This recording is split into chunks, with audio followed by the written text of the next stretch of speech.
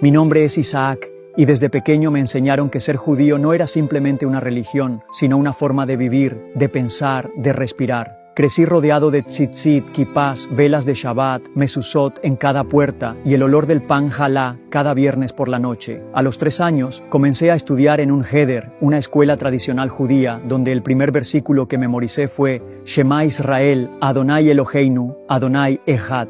Me decían que esa era la declaración de fe más sagrada para nuestro pueblo, y con una fe profunda en las promesas de Dios. En nuestra casa todo giraba en torno a la Torá, las enseñanzas de los sabios y la esperanza futura del Mesías. Nunca dudé de lo que me enseñaban.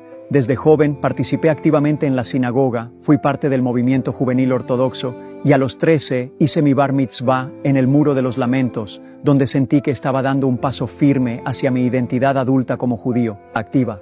Todo lo relacionado con Jesús o el cristianismo estaba completamente excluido de nuestras conversaciones. Para nosotros, Jesús era simplemente un error histórico, un falso Mesías, quizá incluso un traidor. La incomodidad creció cuando comencé a observarlos más de cerca. Médicos, académicos, artistas, científicos, gente noble, compasiva, entregada a los demás. No eran ignorantes, no eran simples, no eran enemigos de Dios. Eran sinceros en su fe, en su amor por ese Jesús. ¿Cómo podían estar tan equivocados? En una cena de Shabbat, lancé la pregunta en la mesa. ¿Por qué Dios permite que tanta gente crea que Jesús es el Mesías si no lo es? El silencio fue inmediato. Mi padre me miró como si le hubiera dado una bofetada. Mi madre se levantó de la mesa sin decir palabra y uno de mis hermanos me dijo en voz baja, «Ten cuidado con ese tipo de pensamientos». Pero ya era demasiado tarde, de mi alma. ¿Por qué Dios permitiría que tantos creyeran en una mentira por siglos? Y no solo creyeran, vivieran por ella, murieran por ella.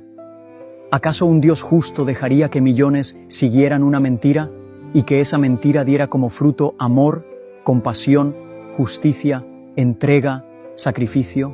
Comencé a estudiar casos, nombres, fechas, testimonios, cristianos perseguidos que se negaban a negar a Jesús, familias que preferían morir antes que renunciar a su fe, mártires, misioneros, filántropos, gente farsa. ¿Quién moriría por algo que sabía que era mentira? Leí por primera vez en secreto sobre la vida de Jesús. No lo hice por curiosidad, sino por necesidad. Quería entender por qué tanta gente afirmaba que Él era el Mesías, qué lo hacía tan diferente. Y entonces vino otra sacudida. ¿Y si todo lo que nos dijeron sobre Jesús era una distorsión? Porque el Jesús que leí no era el que me enseñaron a rechazar, no era un enemigo del judaísmo, no era el fundador de una nueva religión, era un judío, amaba la Torá, citaba a los profetas, sanaba enfermos, lloraba con los que sufrían, hablaba del reino de Dios con una autoridad que no era humana, no abolía la ley, la cumplía y sobre todo, perdonaba. Esta vez fue distinto. Leí las palabras como si fuera la primera vez. Despreciado y desechado entre los hombres, varón de dolores, experimentado en quebranto.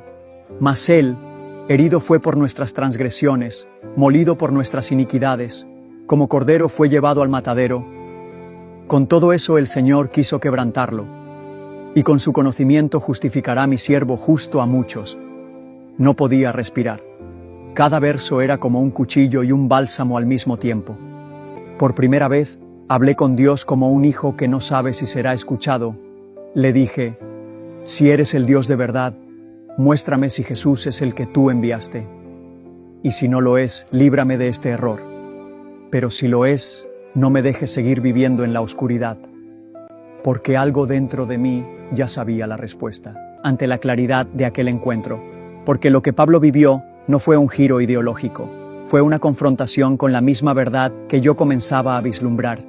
Él vio al resucitado, y eso lo cambió todo. Porque si Pablo fue perdonado, si Pablo con su historia manchada fue alcanzado por la gracia de ese Jesús, entonces tal vez también había gracia para mí.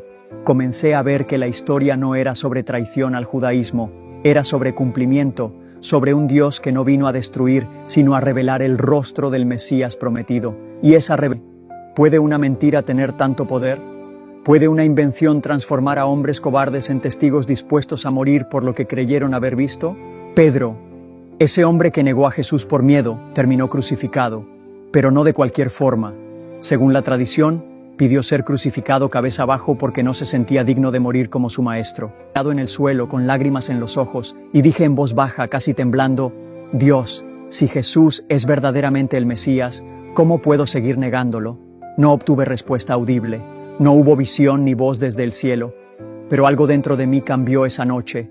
No fue una emoción, fue una certeza, una convicción serena, profunda, irrefrenable. No estaba frente a una mentira, estaba frente a la verdad más peligrosa y liberadora que jamás había conocido. Más real. Fue como si, después de años caminando en la oscuridad, alguien simplemente hubiera encendido la luz. Y en ese instante lo supe. Jesús es el Mesías. Religión. No porque la Torá no tuviera valor. La amo, la honro, la seguiré estudiando, sino porque por primera vez entendí el propósito detrás de la ley. La ley me mostraba mi necesidad, pero el Mesías me ofrecía el perdón. Aceptar a Jesús como el Mesías fue como volver a nacer, pero no sin costo. Perdí amistades. Fui rechazado por mi familia. Me miraron con dolor, con rabia, con incomprensión. Me dijeron que había traicionado mis raíces, que había cruzado una línea sagrada. Y sin embargo, jamás me he sentido más judío que ahora, porque creer en Jesús no me alejó del Dios de Israel, me llevó directamente a su corazón. Pero tengo una convicción que nadie me podrá quitar.